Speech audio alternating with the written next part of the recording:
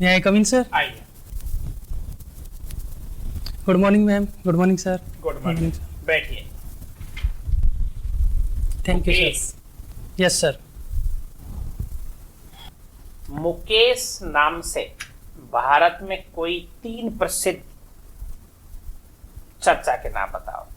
Sir उद्योगपति Mukesh Ambani, actor Mukesh ऋषि और गायक है एक मुकेश कुमार। मुकेश कुमार। किसके गाने सुनते हो? मुकेश कुमार के, है ना? हाँ सर। कभी कभार बात होती है ना, किसके गाने सुनते हो? मुकेश कुमार के। हाँ। तो मुकेश कुमार जो गाने उनके किस तरह के थे? मतलब उदासीन, रोमांच, प्रकृति? सर सभी तरह के थे, लेकिन ज्यादातर वो शायरी टाइप या पुराने रोमांस ज्यादा होता था उनमें, उनके गानों में। हाँ सर। मुकेश, आप ये बताइए कि बस्सी जो है, हाँ सर। मैं ये पूछना चाहता हूँ जैसे बस्सी क्यों प्रसिद्ध है? सर बस्सी में अगर मुगल काल के टाइम में देखें तो उस समय में एक तुंगा का युद्ध हुआ था, तो वो प्रताप सिंह और सिंधिया के बीच में हुआ था, मराठों के बीच में। तो वहाँ पर निर्णायक युद्ध रहा था, जिसमें ये मराठा पीछे चले गए थे, लेकिन ये माना गया था कि प्रताप सिंह की जीत हुई है। ईश्वर सिंह और माधो सिंह, हाँ सर। ये कौन थे फिर? सर दोनों भाई थे, ये आपस में उत्तराधिकार के लिए इनके लिए युद्ध हुआ था, जो माधोगढ़ का युद्ध हुआ था और बगरू का युद्ध हुआ था। कौन विजयी रहा था? सर बगरू के युद्ध में ईश्वर सिंह विजयी रहा था। कोई ऐसे शासक का नाम बताइए जिसने सरगासोली का निर्माण किया हो। सर ईश्वर सिंह ने, वो माधोगढ़ के युद्ध की विजय के उपरांत ही बनाया था। फिर क्या कोई ऐसी घटना भी हुई थी कि उन्होंने सरगासोली से छलांग लगाई अपनी रानियों के साथ में? हाँ सर। क्या उन्होंने कारण था? आत्महत्या कर ली थी। कारण क्या था? सर मराठा बहुत ज्यादा पेंशन वगैरह, पैसे वगैरह मांगने लग गए थे, उनके सपोर्ट तो राजा किया था, था राजा इसलिए। को आत्महत्या करनी चाहिए या खजाने में से दे देना चाहिए था? सर उनके पास उस तात्कालिक परिस्थिति में इतना खजाना नहीं था कि वो उनकी मांगों को पूर्ति कर सके, अच्छा। इसलिए। चलिए, तो मुकेश ये बताइए, जयपुर शहर जो है, हाँ सर। क्या कारण है कि इतना प्रसिद्ध है? विश्व पटल पर जयपुर शहर बहुत प्रसिद्ध है। सर जो यहाँ की एक संस्कृति और यहाँ का जो हेरिटेज लुक है, जो यहाँ की सभ्यता है, पर्यटन के नाम से इन सभी खूबियों को देखा जाता है। और इन आज वर्तमान समय में देखा जाए तो उद्योग बहुत। कितने किलोमीटर में है जयपुर शहर पर कोटा जयपुर का? सॉरी सर इसका। और कितनी चौपड़ है, कितने दरवाजे हैं जयपुर में? सर 8 दरवाजे हैं और 2 चौपड़ है। 2 चौपड़। आप हाँ। कोई दरवाजों के नाम बताएंगे 4 के? Sir Ajmeri gate, new gate, Ghat gate, एक सूरजपल गेट। बड़ी चौपड़ और छोटी चौपड़, ये 2 नाम कैसे पड़े हैं? बड़ी तो क्या है, छोटी क्या है? Sorry sir. चलिए, तो ये बताइए कि जयपुर शहर में जल प्रबंध के लिए रामगढ़ बांध का निर्माण हुआ था। हाँ सर। किसने करवाया था? सर जैसा कि मैं याद कर पा रहा हूँ, राम सिंह ने किया था। अच्छा, राम सिंह अनेक हुए हैं, फर्स्ट, सेकंड, थर्ड? सेकंड ने। आप क्यों आरएस बनना चाह रहे हो? बढ़िया सर्विस कर रहे हो, केक के नाम से तो डर लगता है आजकल। हाँ सर। कारण बताइए कि आरएस क्यों बनना चाहते हैं? सर जैसा कि मैं ग्रामीण पृष्ठभूमि से हूँ, तो थोड़ा मैं एक बार तहसीलदार ऑफिस में गया था, तो वहाँ की जो कार्यशैली देख के और वहाँ की तहसीलदार की जो कार्यशैली थी, लोगों के प्रति उनका जो सम्मान था, जो प्रतिष्ठा थी, उसको देख के मैं इस पद के लिए अग्रसर हुआ, तो इसके तैयारी के लिए आगे बढ़ा। आपने 2010 में कंप्यूटर इंजीनियरिंग की थी। हाँ सर। और 2010 के बाद में आपकी ये कैग में पोस्टिंग कब हुई थी? सर 2013, दिसंबर 2013 में। 2013 से आप आरएस तो पहले भी दिया होगा फिर आपने? हाँ सर। अच्छा, तो तहसीलदार से प्रभावित होकर के, हाँ सर। तो आरएस बनने के पीछे आप तहसीलदार से जैसे प्रभावित हुए थे, उनके पद प्रतिष्ठा को लेकर के आप आरएस बनना चाहते हो, या सामाजिक प्रतिष्ठा या राजनीतिक प्रतिष्ठा? सर उस समय मैंने उनकी कार्यशैली देखी थी, जब लोगों को वो योजनाओं के बारे में बता रहे थे कि अगर किसी भी तरह की कोई भी समस्या हो तो मेरे द्वार खुले हैं, आप यहाँ पर आ सकते हो। तो इस तरह की कार्यशैली से मैं ज्यादा प्रभावित हुआ था। प्रशासन आपके द्वार अभियान चलता है कभी कभी, क्या होता है ये प्रशासन आपके द्वार? सर इसमें प्रशासन के लोग, एसडीएम, तहसीलदार, पटवारी, ये सब ग्रामीण क्षेत्र में जाते हैं, किसी भी गांव में जाते हैं, वहाँ की जितनी भी समस्याएं होती है उन समस्याओं को सुनते हैं। लाभ क्या होता है ग्रामीणों को? एक तो राजस्व से संबंधित पट्टों का वितरण करते हैं, और किसी भी तरह के विवाद होते हैं उन विवादों को सुलझाते हैं। किसी कृषि भूमि में कोई अगर रास्ता नहीं मिल रहा रास्ते के लिए, तो वो रास्ता दिलाने के लिए प्रयास करते हैं। राजस्थान, भारत और विश्व, कोई भी राजनेता हो या कोई शासक हो, 2 नाम बताइए जिनसे आप प्रभावित हैं। प्रशासक डॉक्टर सुमित शर्मा, जो आईएएस अधिकारी रहे, और राजनेताओं में सर जैसा कि वर्तमान समय में देखें तो सचिन पायलट। सुमित शर्मा साहब में क्या देखते हैं आप? सर जो उनकी गरीब, जो वंचित वर्ग होता है, गरीब लोग होते हैं, उनकी समस्याओं के निराकरण के लिए वो आगे रहते हैं। और जो जैसा कि कर्मचारियों को वहाँ ऐसा देखा जाता है कि कर्मचारी वर्क नहीं करते, उनकी समस्याएं नहीं सुनते, तो उनके लिए हमें हर 4 महीने में 6 महीने में ट्रांसफर हो जाता है। हाँ सर। फिर लेकिन सर हो सकता है कि ये राजनीतिक उससे जुड़ा हुआ होता है, तो लोग लगभग 1-1.5-1 साल पहले राजस्थान की राजनीति में कुछ उठापटक हुआ था। हाँ सर। तो आपने एक नाम सुना होगा, मानेसर। हाँ सर। क्या था ये मानेसर? सर मानेसर हरियाणा में एक जगह है जहाँ पर कुछ विधायकों को वहाँ पर रखा गया था। होटल है सर वहाँ, होटल है सर वहाँ पर मानेसर। किसने रखा था? सर सचिन पायलट ने। क्या चाहते थे पायलट साहब? सर ऐसा देखा गया था कि जो उनके जो विधायक है उनकी सरकार में सुनी नहीं जा रही है, उनके किसी भी तरह के काम नहीं हो रहे थे। तो क्या सरकार का उप मुख्यमंत्री अपने विधायकों को लेकर के वहां होटल बैठ गया? फिर तो ऐसा तो उचित नहीं है कि सरकार के लिए वैसा देखा जाए तो सरकार अपने विधायकों की सुनती है, लेकिन वहां पर ऐसा माना गया था कि इनकी समस्याओं का निराकरण नहीं हो पा रहा समय के अनुसार। तो ये तो खुद ही शासक थे ना, तो खुद ही सरकार है। उप मुख्यमंत्री जो होता है वो सरकार ही होता है सर, या कोई और बात थी? सर उनके पास पर्टिकुलर विभाग था और किसी दूसरे विभाग की समस्याएं होती थी, उनके निराकरण के लिए वो कोशिश कर रहे थे, इसलिए उनको थोड़ी सी सरकार से समस्याएं थी। क्या होता है सीएजी का मतलब? सर ये comptroller auditor general of India होता है, जो एक पद होता है जो संविधान के आर्टिकल 148 के तहत इसका निर्वाचन होता है, जिसमें इसका निर्वाचन होता है या नियुक्ति होती है? नियुक्ति होती है, सॉरी। अच्छा। सरकार द्वारा नियुक्ति होती है।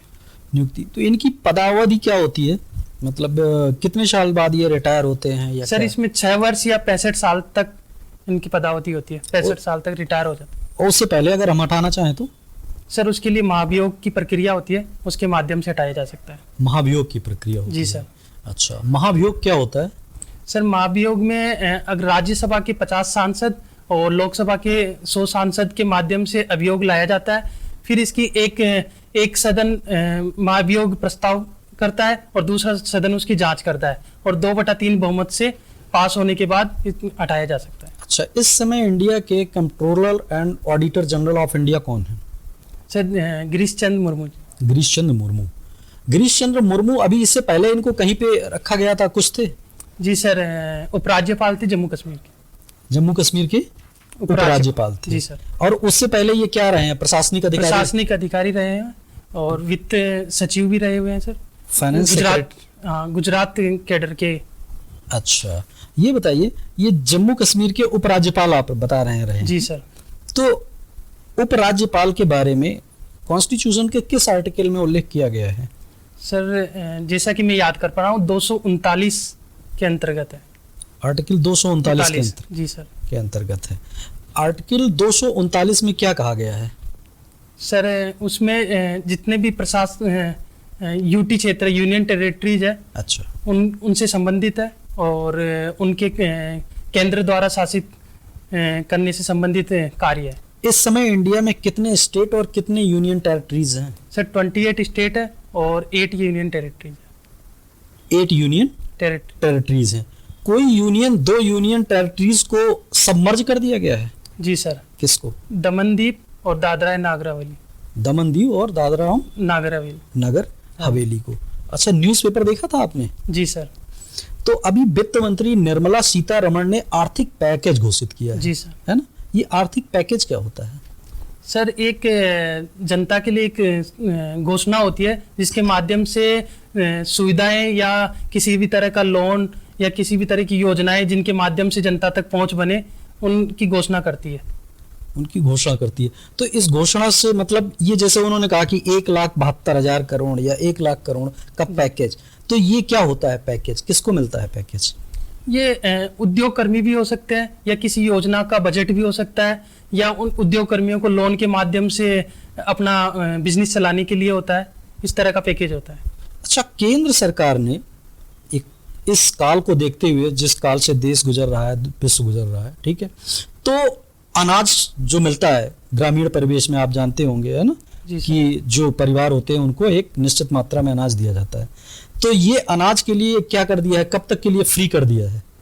सर अभी नवंबर 2021 तक के लिए 5 किलो अनाज देना प्रति व्यक्ति, प्रधानमंत्री अन्न योजना के तहत। प्रधानमंत्री अन्न योजना के तहत। अन्न योजना के तहत इस तरह की और कोई योजना चलाई गई है? सर अंत्योदय योजना है। अंत्योदय योजना चलाई गई है। अच्छा, ये बताइए कि जैसे कि controller and auditor general of India होता है, तो वो केवल सेंटर की जो चीजें होती हैं उसको ऑडिट करता है, या स्टेट की भी स्टेट की ऑडिट के लिए कोई दूसरा अधिकारी नियुक्त किया जाता है स्टेट में? नहीं सर, सेंटर और स्टेट दोनों की ऑडिट करता है। साथ में अगर किसी गवर्नमेंट की फंडिंग होती है उसकी भी ऑडिट करता है। उसकी भी ऑडिट करता है? जी सर। अच्छा, कोई ऐसा आप बताइए किसी कंट्रोलर ऑडिटर जनरल का नाम कि जिन्होंने बहुत बड़े पैमाने पर किसी प्रधानमंत्री के समय में बड़े बड़े घोटालों को उजागर किया था? सर विनोद राय। विनोद राय जी। अच्छा, विनोद राय इस समय इसके बाद इस समय किस पद पे हैं?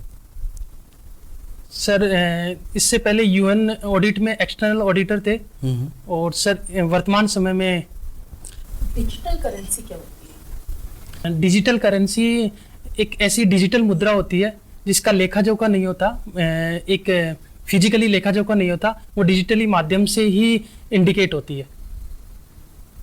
तो ये अच्छा है अर्थव्यवस्था के लिए या नहीं? अभी भारत सरकार ने तो इसको बैन किया हुआ है कि इसके ऊपर जांच की जाएगी और देखा जाएगा कि ये सही रहेगी अपनी अर्थव्यवस्था के लिए या नहीं। क्यों बैन किया हुआ है? मतलब कुछ सोच होगी भारत सरकार की, किस रीजन से? कि अपने इंडिया के अंदर डिजिटल गैप ज़्यादा है और इससे अवेयर नहीं है लोग, और जो माइनिंग की प्रक्रिया होती है वो इंडिया में बहुत कम जगह ही हो रही है अभी तक, और जब माइनिंग की प्रक्रिया अच्छे से होने लगेगी तो इसके माध्यम से इसमें बहुत ज़्यादा एनर्जी यूज होती है इसकी। जी मैम। क्यों?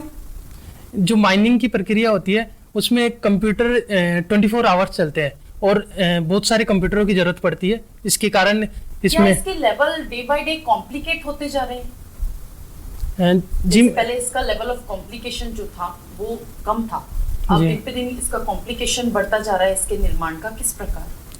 मैम ये ब्लॉकचेन पद्धति पे आधारित होती है, तो इसके अंतर्गत बहुत सारे कंप्यूटरों के माध्यम से ही इस करेंसी का आदान प्रदान होता है, तो इसलिए इसमें कई लेयर बढ़ाए जा रहे हैं। अगर हैकिंग से बचाने के लिए इसमें कई सारे कंप्यूटरों का यूज होता है, बिना किसी एक कंप्यूटर को हैक करने के माध्यम से इसको हैक नहीं किया जा सकता। अच्छा, एक बात बताइए, आपकी हॉबी क्या है?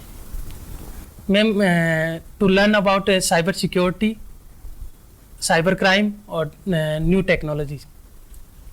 अगर कोई अनजान आदमी बैठा है आपके सामने जिसे साइबर क्राइम और साइबर टेक्नोलॉजी के बारे में कुछ भी पता नहीं है, जी, तो आप उसे किस प्रकार इसके बारे में समझाएंगे?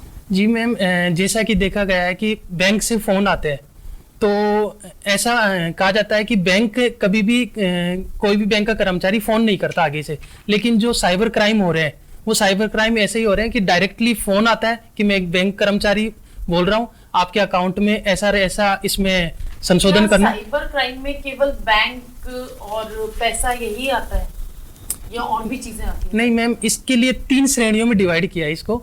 एक तो व्यक्तिगत होती है जिसमें वित्त को लेकर समस्याएं होती है, साइबर क्राइम होता है, एक किसी समूह से रिलेटेड होता है जिसमें कंपनीज वगैरह को हैक करके फिरौती मांगी जा सकती है, और एक सरकार के प्रति होती है।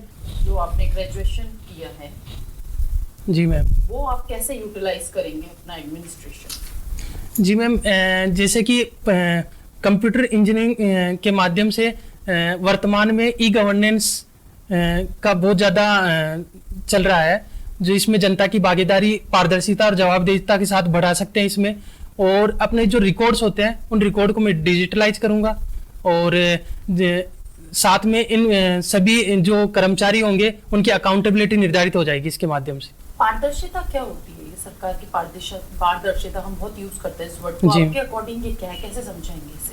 जैसा कि ई गवर्नेंस में डायरेक्ट कोई योजना आती है और जो वंचित वर्ग तक या लास्ट सीमांत व्यक्ति तक जाती है, तो उसमें कई सारे लेयर होती है। तो इस ई गवर्नेंस के माध्यम से ये सारी लेयर डायरेक्टली सरकार से वो व्यक्ति जुड़ जाता है। क्या वाकई में हमारे समाज में पूरी तरह पारदर्शिता सरकार को लेकर आ चुकी है, या अभी भी इसमें बीच में कहीं लूप होल्स हैं?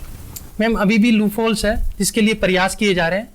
आपका कोई एक ऐसा पर्सनालिटी ट्रेट बताइए जो आपके साथ काम करने वालों को अच्छा नहीं लगता और आपको कई बार बोला गया है कि आप उसे चेंज करिए।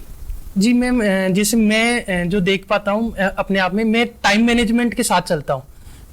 जो लोगों को अच्छा नहीं लगता और जिसे आपको लगता है कि आपको चेंज करना चाहिए, टाइम मैनेजमेंट तो अच्छी चीज है। नहीं, उसमें कभी कभी मुझे गुस्सा आ जाता है।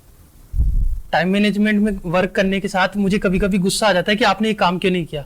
तो मैं कोशिश करता हूँ कि इसको थोड़ा सा और कम करना चाहिए। कभी कभी परिस्थितियाँ ऐसी होती है कि उस टाइम मैनेजमेंट में काम पूरा नहीं हो पाता है। मतलब आप पेशेंस खो देते हैं, ये बोला जा सकता है? नहीं, ऐसा भी नहीं है, लेकिन कभी कभी ऐसा होता है कि उस टाइम ड्यूरेशन में काम कंप्लीट करना होता है, लेकिन परिस्थितियां मैं कभी कभी इग्नोर कर देता हूं, जिसकी वजह से मुझे थोड़ा गुस्सा आ जाता है।